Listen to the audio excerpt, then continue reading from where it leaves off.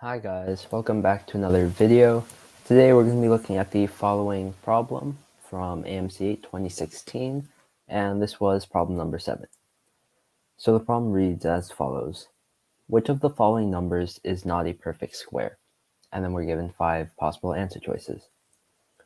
So we basically just have to go through the answer choices and then determine which of these is not a perfect square, and there really is no faster way to do it.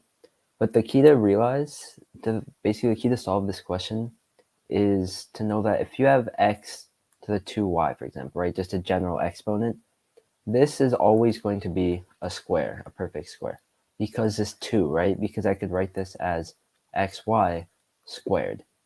So automatically, we know that if our exponent is even, it's a perfect square. So 2016 is even, so this is already a perfect square. 2018 is a perfect square, and 2020 is a perfect square. Right, so we automatically reduced our answer choices to either B or D because both of these are odd exponents.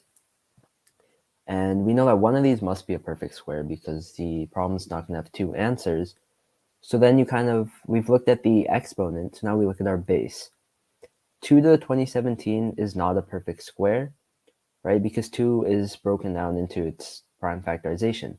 But 4 to the 2019, if we think about it, 4 is just 2 squared to the 2019, and that's the same as 2 to the 2019 squared, right? This means that 4 to the 2019 is a perfect square, right? And that also makes sense because 4 itself is a perfect square. So no matter how many perfect squares I multiply by each other, I'm going to be left with a perfect square. So that means that this is also a perfect square. So ultimately, our answer choice B is the one we'd circle because 2 to the 2017 has an odd number of 2's in its prime factorization, making it not a perfect square. But that should be all for today's question. So if you have any questions, then please leave a comment. And if you enjoyed the video, like and subscribe, really helps us out.